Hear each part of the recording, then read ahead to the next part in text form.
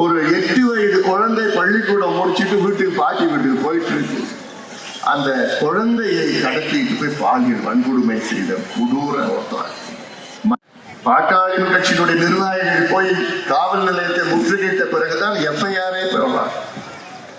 அதன் பிறகு பாட்டாளி கட்சியினுடைய பொருளாளர் திலகபாமா அவர்களை அனுப்பி வைத்தேன். அங்க அந்த அம்மா போலீஸ் ஸ்டேஷன் வாசல தரையில உட்காந்துக்கிட்டு நீ பிடிக்கலன்னா இங்கிருந்து நான் போக மாட்டேன்னு சொன்ன காரணத்துக்கு பிறகுதான் அப்புறம் 4 team police team 8 team 10 team போடுறேன்.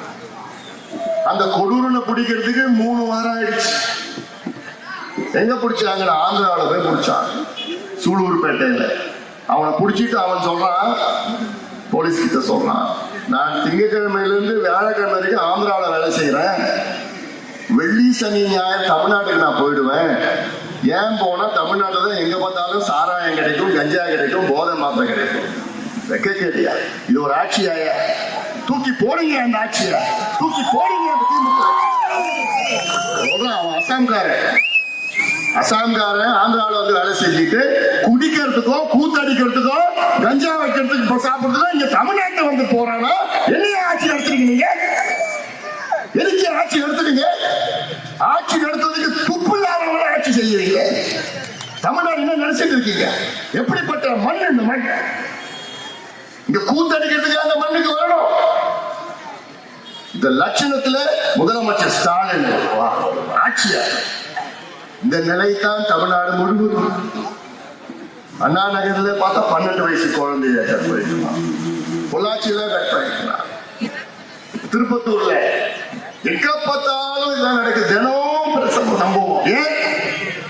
மதுவும் கஞ்சாவும் போதை மாத்திரையும் சரளமா கிடைக்குது. இதை கட்டுப்படுத்த முடியலையே. அதான் நான் சொல்றேன், இன்னைக்கு தமிழ்நாட்டில் உள்ள ஒவ்வொரு தாய்மாரும் தன் பெண் குழந்தைகளை பள்ளிக்கூடம் அனுப்பிச்சுட்டு ஐயோ வந்துருமா, பத்திரமா வந்துருமா, கல்லூரி அனுப்பிச்சுட்டு கல்லூரி இருந்து காலேஜ் இருந்து வந்துருமா, வேலைக்கு போற பெண் பிள்ளைகள்லாம் திரும்பி வருவாங்களா, பத்திரமா வருவாங்களா? இந்த நிலையில தான் தினம் செத்து படிக்கிறாங்க. இதெல்லாம் பெண்களுக்கு நான் முக்கியமா சொல்றேன். தப்பி தவறிகளோ திமுக நீ மறுபடியும் ஓட்டு போடாதீங்க. 1000 ரூபாய் இன்னமும் உரிமை தொகையா, பெண்கள் உரிமை தொகை பேர் வச்சுக்கிறான் பாரு. உரிமை என்ன உரிமை கொடுத்தீங்க?